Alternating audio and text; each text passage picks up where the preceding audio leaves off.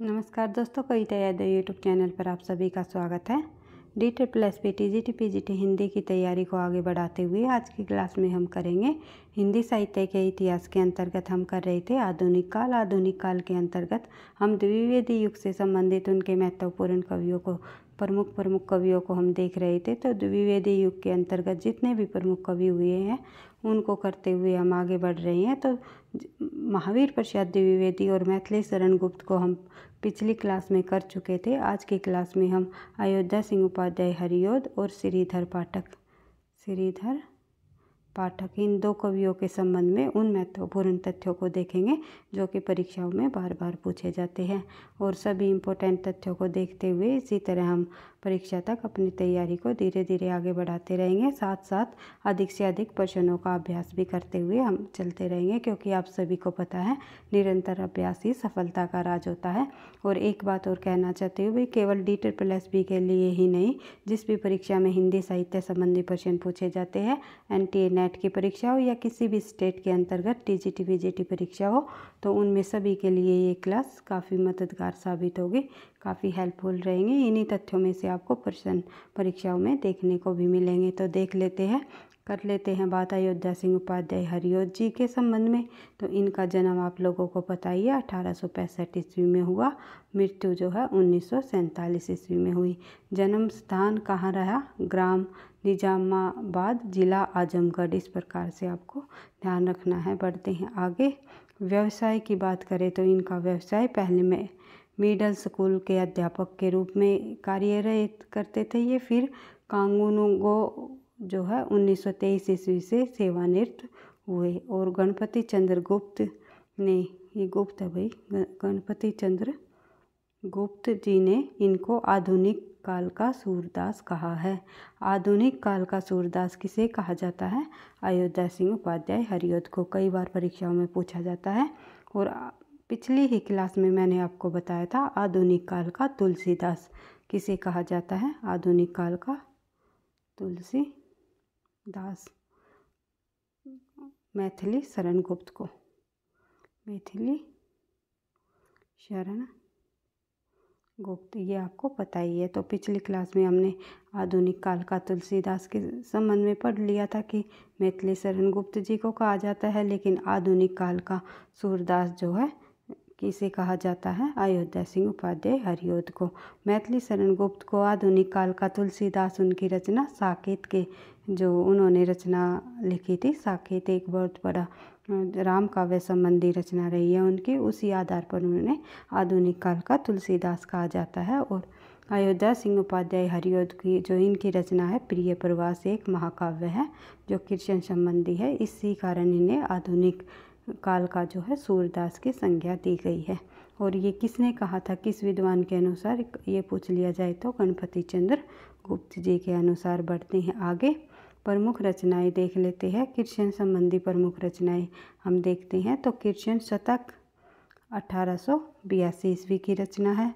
प्रद्युम्न विजय नाटक है इनका 1893 ईस्वी की। रुक्मणी परिणय नाटक है इनका 1894 ईस्वी का। प्रिय प्रवास 1914 ईस्वी का जो है एक महाकाव्य है जो कि खड़ी बोली का है। खड़ी बोली किस बोली में लिखा गया? खड़ी बोली में लिखा गया भाई। खड़ी बोली का महाकाव्य है, ये आपको ध्यान रखना है क्योंकि ये पूछा जाता है और सन भी पूछ लिए जाते हैं इनकी रचनाओं के, तो आपको ध्यान रखने हैं। बढ़ते हैं आगे। इनकी जो हरिऔध जी की श्रृंगारिक रचनाएं हैं वे और देख लेते हैं। कई बार क्रम वाइज भी लगाने को प्रश्न दे दिया जाता है NTA नेट के अंतर्गत, तो क्रम वाइज लगाने के काफ़ी सारे प्रश्न हमें देखने को मिलते हैं। तो TGT PGT परीक्षाओं में भी 1-2 प्रश्न जो है क्रम वाइज लगाने का भी दे दिया जाता है। तो देख लेते हैं। रसिक रहस्य 1899 की रचना है। प्रेमाम्बू जो वारिधि जो रचना है इनकी 1900 की रचना है। प्रेम परचंग 1900 की है। प्रेमाम्बू श्रवण जो रचना है 1901 की। प्रेमाम्बू प्रभा जो रचना है वो 1901 की। चुभते चुभते 1924 की। ये चुभते चुभते वेरी इंपॉर्टेंट है भाई। और ये थोड़ा टाइपिंग मिस्टेक है यहाँ। ये है पर्दे परचून, ये परसून। जो ये पर्दे परचून रचना है ये इनकी 1925 की रचना है, ये आपको ध्यान रखना है। उसके बाद बोलचाल जो रचना है इनकी वो 1928 की रचना है। एक फिर आ गया रसकलश। रसकलश भी इम्पोर्टेंट है भाई। रसकलश 1931 की रचना है। फूल पत्ते 1935 की है। पारिजात 1937 की है। पारिजात भी वेरी इंपॉर्टेंट रही है।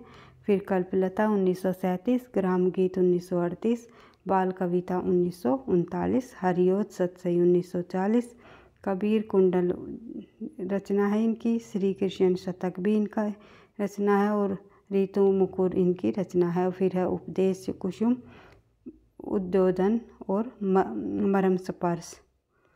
मरम स्पर्श ये हरिओद जी की प्रमुख रचनाएं हैं। हरिओद सतसई हमने देख ही ली थी। उसके बाद राम चरित्र पर आधारित जो इनकी प्रमुख रचनाएं हैं वे और देख लेते हैं, जिनमें विदेही वनवास है जो इनकी वेरी इंपॉर्टेंट रचना रही है। इसमें प्रिय प्रवास, पारिजात तथा विदेही वनवास इनकी महाकाव्य श्रेणी की रचनाएं मानी जाती है। कौन कौन सी महाकाव्य श्रेणी की रचनाएं मानी जाती हैं इनकी? एक प्रिय प्रवास, एक पारिजात और एक है विदेही वनवास। ये तीनों रचनाएं इनकी महाकाव्य श्रेणी के अंतर्गत आती हैं। बढ़ते हैं आगे। अगले जो इनके उपन्यास देख लेते हैं हरिओद जी के, क्योंकि काफ़ी बार परीक्षाओं में हमें देखने को मिला है।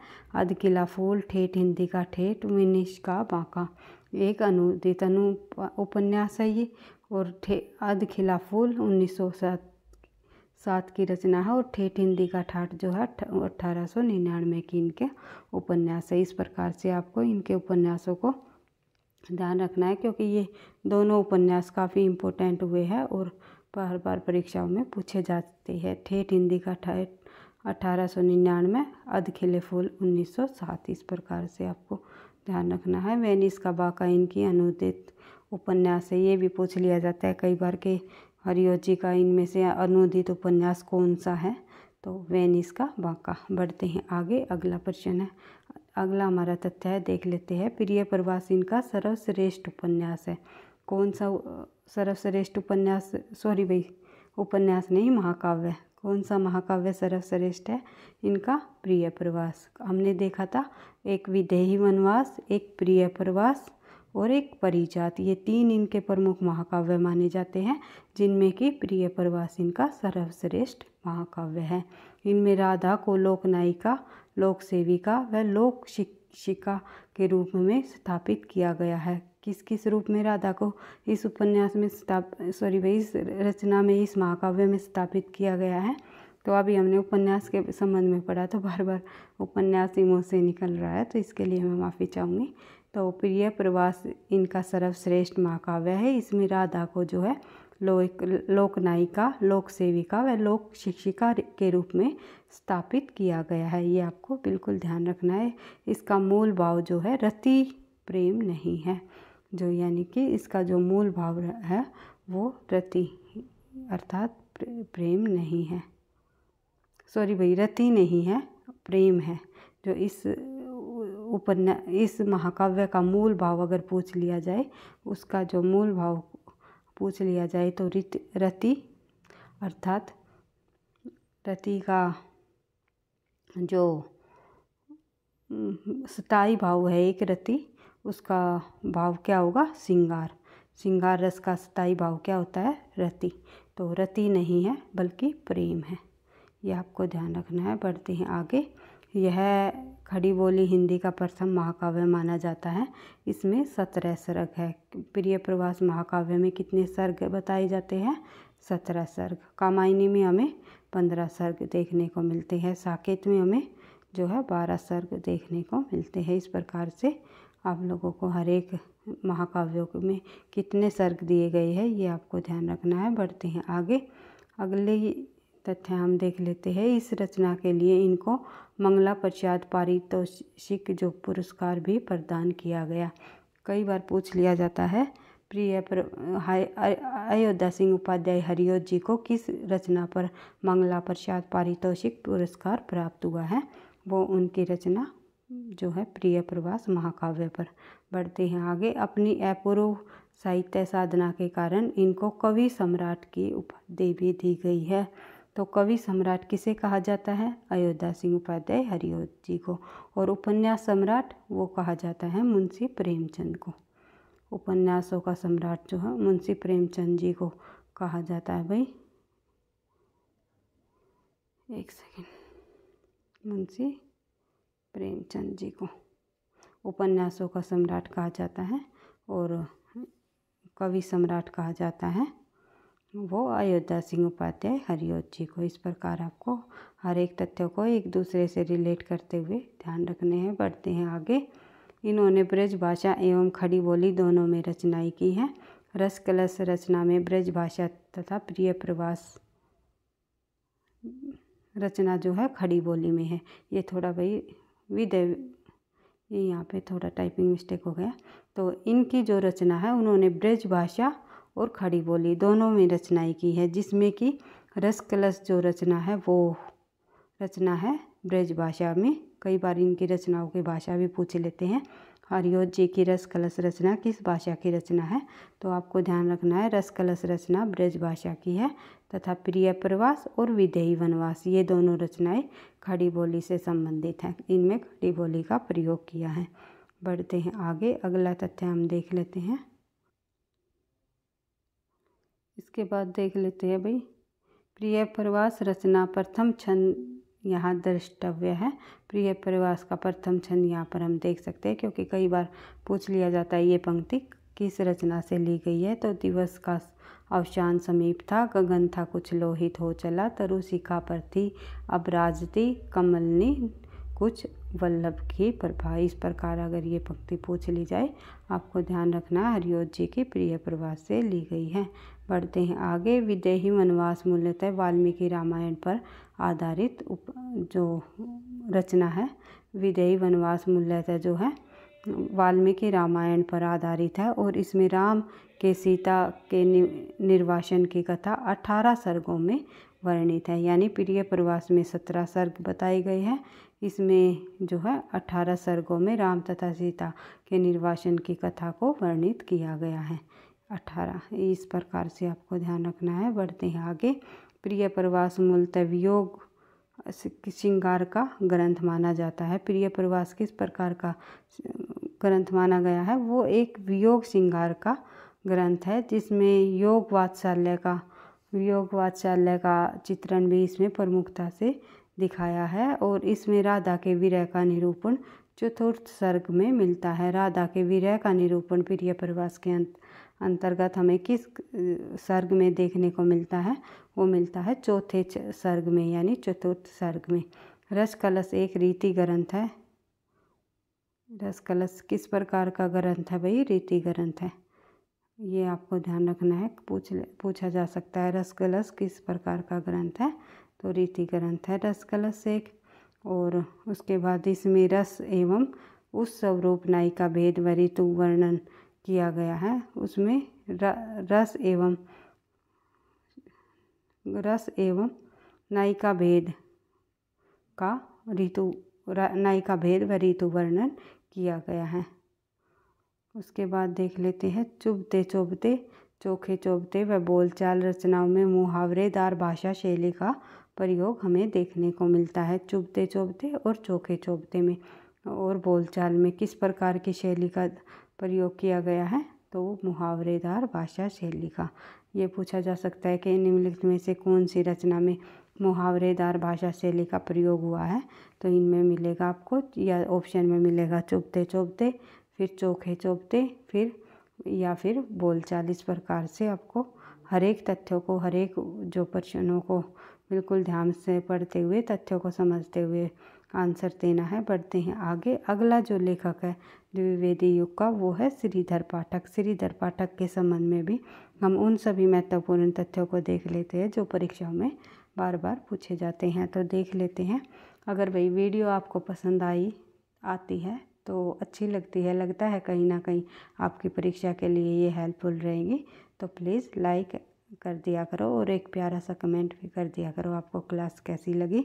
और क्योंकि आपके लाइक और कमेंट से ही जो मैं नेक्स्ट क्लास जब लेकर आती हूँ और मोटिवेशन के साथ और अच्छे से चीज़ों को के कई पुस्तकों के संग्रह से जो है तैयार करके हम अपनी तैयारी को आगे बढ़ाते हैं और धीरे धीरे अधिक से अधिक प्रश्नों को भी मैं लाने की पूरी कोशिश करती हूँ, ताकि आपको प्रश्न उत्तरों के माध्यम से बार बार तथ्यों की रिवीजन होती चले। और एक प्रैक्टिस सेट तो हमारा चल ही रहा है, साथ साथ उस प्रैक्टिस सेट के जो जितने भी संपूर्ण हिंदी साहित्य से संबंधित प्रश्न रहेंगे उनको भी हम करते हुए आगे बढ़ते रहेंगे। तो देख लेते हैं श्रीधर पाठक जी के संबंध में महत्वपूर्ण तथ्य। जन्म इनका 1859 ईस्वी, मृत्यु हुई 1928 ईस्वी। जन्म जो का गांव रहा है जांधरी जिला आगरा के पास जो है उत्तर प्रदेश में हुआ। प्रबंधात्मक काव्य देख लेते हैं इनके, जो कि अनुदित है। एक है एकांतवासी योगी, 1886 ईस्वी की रचना है इनकी। अंग्रेजी साहित्य के गोल्डस्मिथ द्वारा रचित हर्मिट का हिंदी अनुवाद किया है। कई बार पूछा जाता है एकांतवासी योगी श्रीधर पाठक की किस रचना का अनुवाद है, तो ये अंग्रेजी साहित्य के गोल्डस्मिथ जो है उस गोल्डस्मिथ रचनाकार का नाम है, अंग्रेजी साहित्यकार रहे हैं। उनकी रचना हर्मिट का हिंदी अनुवाद जो है वो हरियों जी की एकांतवासी योगी रचना है, जिसका जो सन है वो 1886 ईस्वी है। इस प्रकार आपको ध्यान रखना है। बढ़ते हैं आगे। एक है उज्जड़ ग्राम जो है 1889 ईस्वी की रचना है, जो कि अंग्रेजी साहित्य के गोल्डस्मिथ द्वारा रचित डेजर्टेड विलेज का हिंदी अनुवाद है। उसके बाद बात करें आगे श्रांत पथिक की, तो श्रांत पथिक 1902 की रचना है श्रीधर पाठक की। और श्रीधर पाठक की जो 1902 की जो ये रचना है, ये भी गोल्डस्मिथ जो अंग्रेजी का साहित्यकार हुआ है ट्रेलवर्ग इनकी रचना रही है, और उन्हीं का अनुवाद करके जो है श्रीधर पाठक ने श्रांत पथिक नामक रचना लिखी है 1902 में। ये 3 रचनाएं जो अनुदित है ये काफ़ी बार परीक्षाओं में पूछी जाती है। कौन कौन सी? एकांतवासी योगी, उज्जड़ ग्राम और श्रांत पथिक। इन रचनाओं को आपको ध्यान रखना है किस सन की है और किसकी। तीनों की तीनों रचनाएं अंग्रेजी साहित्यकार गोल्डस्मिथ का जो है हिंदी अनुवाद है। और किन किन रचनाओं का हिंदी अनुवाद है, कौन सी रचना किस रचना का हिंदी अनुवाद दिया गया है, ये भी काफ़ी बार परीक्षाओं में पूछा जा चुका है, आपको याद कर लेना है। हर्मिट एकांतवासी योगी की, डेजर्टेड जो विलेज है वो उज्जड़ ग्राम, फिर है ट्रेवलर जो है ये श्रांत पथिक। बात करते हैं आगे ऋतु संहार की। ऋतु संहार इनकी जो रचना है वो संस्कृत के कालिदास की नाट्य रचना का अनुवाद माना जाता है। फिर है इनकी मौलिक रचनाएं यानी जो उन्होंने स्वयं से लिखी है, किसी भी रचना का अनुवाद नहीं किया। तो देख लेते हैं मनोविनोद जो इनकी रचना है 1882 की रचना है। उसके बाद जगत सच्चाई सार 1887 की रचना है। कश्मीर सुषमा 1904 की रचना है। कश्मीर सुषमा आपको ध्यान रखना है श्रीधर पाठक की है। और एक रचना है कश्मीर कुसुम, ये रचना आपको बतानी है किस लेखक की है। एक हमने भारतेंदु युग के अंतर्गत पढ़ा था, इतना मैं हिंट दे देती हूँ। प्रमुख प्रसिद्ध लेखक की रचना रही है कश्मीर कुसुम। तो आप लोगों को कमेंट बॉक्स में लिख करके बतानी है किस लेखक की रचना है कश्मीर कुसुम। तो देख लेते हैं आगे आराध्या शोकांजलि 1906 की रचना है। यह रचना इन्होंने अपने पिता की मृत्यु पर लिखी है। फिर उसके बाद देख लेते हैं जॉर्ज वंदना 1912 की रचना है। श्रीधर पाठक की भक्ति विवाह जो है इनकी 1913 की रचना है। खोखले परस्ती 1915, देहरादून 1915। उसके बाद है गोपिका गीत 1916 की रचना है। भारत गीत जो है 1928 की रचना है। और भारत भारती ये रचना है 1912 की, जो कि मैथिली शरण गुप्त जी की प्रसिद्ध रचना रही है। बढ़ते हैं आगे वनाष्टक जो है इनकी रचना है श्रीधर पाठक जी की है वनाष्टक। उसके बाद बाल विधवा, भारतोत्थान, भारत प्रशंसा, गुणवंत हेमंत, गुणवंत हेमंत जो है 1900 की रचना है। लेकिन केवल हेमंत अगर आप पूछ लिया जाए तो मैथिली शरण गुप्त जी की प्रथम कविता मानी जाती है। और गुणवंत हेमंत जो रचना दे दी जाए तो श्रीधर पाठक जी की रचना है। उसके बाद देख लेते हैं आगे स्वर्ग वीणा जो रचना है वो भी श्रीधर पाठक की है। उसके बाद बात करें आगे, अगली जो हमारी तथ्य है, जगत सच्चाई सार सुधरे साइयों के सुदुखड़ी ढंग पर लिखा गया।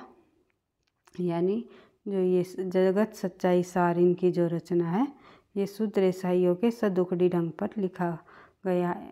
जैसे कि जगत है सच्चा तनिक न कच्चा, समझो बच्चा इसका भेद। और इसमें जो है 51 पदों की लंबी कविता मानी जाती है। यह एक 51 पदों की लंबी कविता मानी जाती है जगत सच्चाई सार। उसके बाद बात करें आगे, स्वर्ग वीणा में परोक्ष सत्ता के रहस्य संकेत हमें देखने को मिलते हैं। इनके किस रचना में परोक्ष सत्ता के रहस्य के संकेत देखने को मिलते हैं? वो रचना है श्रीधर पाठक की स्वर्ग वीणा। श्रीकांत पट्टी की रचना में इनके रोला छंद का प्रयोग हुआ है।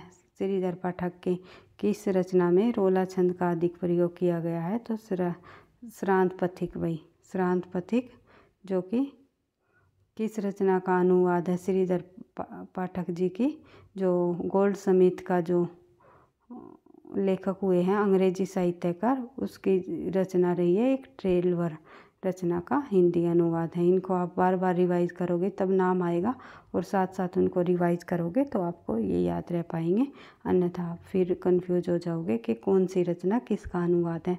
और इन तीनों रचनाओं में से हमेशा 1% अवश्य ही हमें देखने को मिलता है। जो भी परीक्षा होती है, किसी भी स्टेट की टीजीटी पीजीटी परीक्षा लगा लो या फिर एनटी नेट की परीक्षा लगा लो, श्रीधर पाठक से संबंधित 1% तो अवश्य ही हमें देखने को मिला है अभी तक। तो वेरी इम्पोर्टेंट है श्रीधर पाठक जी, क्योंकि श्रीधर पाठक ने ही द्विवेदी युग के अंतर्गत खड़ी बोली हिंदी का प्रथम कवि माना गया। आधुनिक काल में श्रीधर पाठक को खड़ी बोली में जो है रचनाएं लिखने का गौरव भी प्राप्त हुआ है। तो देख लेते हैं, हिंदी साहित्य के सौभाग्य से श्रीधर पाठक भारतेंदु युग व महावीर प्रसाद द्विवेदी दोनों के समकालीन के थे, और जिससे उन्होंने जो है ब्रज भाषा और खड़ी बोली दोनों भाषाओं में अपनी प्रतिभा का प्रयोग भी इन्होंने किया है। यानी ब्रज भाषा में भी इन्होंने रचनाएं लिखी हैं और खड़ी बोली के अंतर्गत भी इन्होंने रचनाएं लिखी हैं। ये आधुनिक खड़ी बोली हिंदी के प्रथम कवि माने जाते हैं। आधुनिक हिंदी खड़ी बोली के प्रथम कवि कौन रहे हैं? वे रहे हैं श्रीधर पाठक। अगर ये पूछ लिया जाए कि सर्वप्रथम कवि कौन माने जाते हैं, खड़ी बोली के प्रथम कवि माने जाते हैं अमीर खुसरो, जो कि हमने आदिकाल के अंतर्गत ही पढ़ा था। उन्होंने अपनी रचनाओं में खड़ी बोली का प्रयोग किया है। और अगर आधुनिक खड़ी बोली के प्रथम कवि पूछ लिए जाए वो है श्रीधर पाठक। पढ़ते हैं आगे, अगला प्रश्न हमारा, आचार्य रामचंद्र शुक्ल के अनुसार आधुनिक खड़ी बोली पद्य की पहली पुस्तक एकांतवासी योगी मानी जाती है, जो कि हरमिट का अनुवाद है। एकांतवासी योगी जो रचना है गोल्ड स्मिथ की रचना, अंग्रेजी साहित्यकार गोल्ड स्मिथ की जो रचना है हरमिट का जो हिंदी अनुवाद है एकांतवासी योगी श्रीधर पाठक द्वारा किया गया। और आचार्य रामचंद्र शुक्ल जी ने जो है पद्य की जो है पहली पुस्तक मानी है एकांतवासी योगी को। उसके बाद लावनी ख्याल के ढंग पर लिखी गई थी, जो कि ये लावनी ख्याल के ढंग पर लिखी गई हिंदी जो खड़ी बोली आधुनिक खड़ी बोली की पहली पुस्तक एकांतवासी योगी मानी जाती है, जो कि किनके अनुसार? आचार्य रामचंद्र शुक्ल जी के अनुसार। बढ़ते हैं आगे, अगला तथ्य हम देख लेते हैं। इनके द्वारा रचित मनोविनोद, उज्जड़ग्राम, कश्मीर सुषमा आदि रचनाओं में इन्होंने ब्रज भाषा का सफल प्रयोग भी किया है। किन रचनाओं में? मनोविनोद, उज्जड़ग्राम, कश्मीर सुषमा आदि रचनाओं में इन्होंने ब्रज भाषा का जो है सफल प्रयोग भी किया है और इनके द्वारा खड़ी बोली आंदोलन को सफल बनाने में भी महत्वपूर्ण जो भूमिका निभाई गई थी। खड़ी बोली आंदोलन में जो है महत्वपूर्ण भूमिका इन्होंने जो निभाई थी। और खड़ी बोली जो आंदोलन है उनकी जो के जन्मदाता कौन माने जाते हैं? खड़ी बोली आंदोलन के जन्मदाता आपको पता है कि अयोध्या प्रसाद खत्री रहे। एक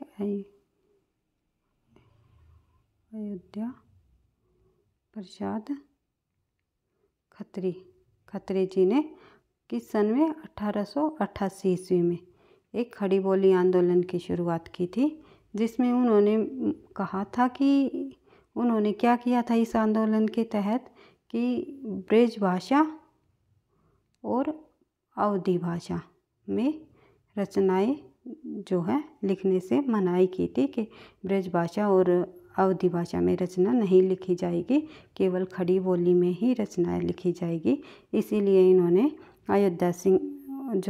अयोध्या प्रसाद खत्री जी रहे हैं, उन्होंने 1888 ईस्वी में खड़ी बोली आंदोलन की शुरुआत की थी।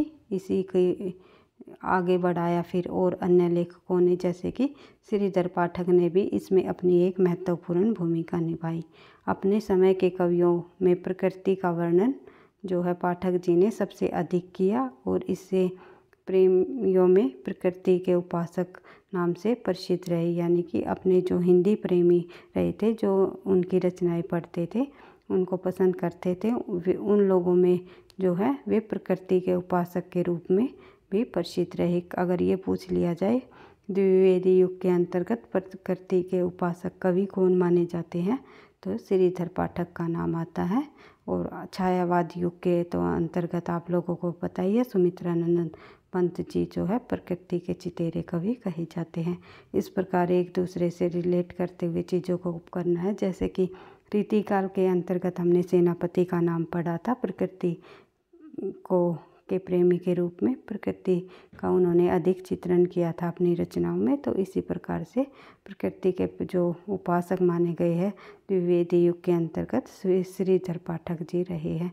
इस प्रकार प्रश्नों को आपको इस प्रकार से ध्यान से पढ़ते हुए चलना है, ताकि एक तथ्य के साथ आपके कई जो है तथ्य क्लियर हो जाए। तो बढ़ते हैं आगे, अगला तथ्य हम देख लेते हैं आज का अंतिम और लास्ट। श्रीधर पाठक जी के संबंध में विषय, भाव एवं शैली तीनों क्षेत्रों में पाठक जी ने निसंदेह अपनी मौलिकता का परिचय दिया था। यानी विषय, भाव और शैली के अंतर्गत जो है श्रीधर पाठक ने अपनी मौलिकता का परिचय दिया। इसलिए इसके बाद भाई हमने आज की क्लास में श्रीधर पाठक और अयोध्या सिंह उपाध्याय हरिओत जी के संबंध में महत्वपूर्ण तथ्यों को कंप्लीट कर लिया है। उन सभी तथ्यों को देख लिया है जो कि परीक्षाओं में पूछे जाते हैं। इन कवियों से संबंधित इनसे बार परीक्षा में प्रश्न हमें जो है देखने को शायद ही मिले, तो लगभग हमने सभी तथ्यों को कंप्लीट जो है करने की कोशिश की है।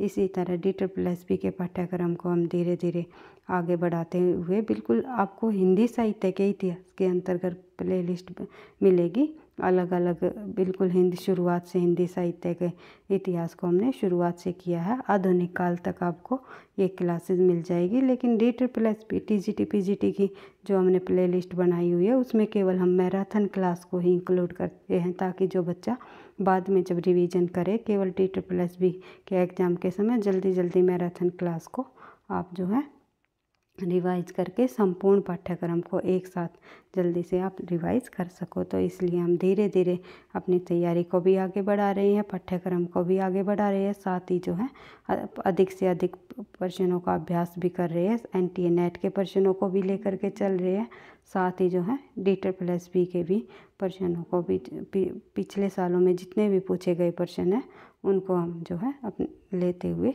अपनी तैयारी को आगे बढ़ा रहे हैं। तो वीडियो पसंद आई तो लाइक करना, दोस्तों के साथ शेयर करना, चैनल पर पहली बार हो तो सब्सक्राइब कर लेना, ताकि आपको नोटिफिकेशन समय पर मिलता रहे। पढ़ते रहना, आगे बढ़ते रहना। थैंक यू, धन्यवाद।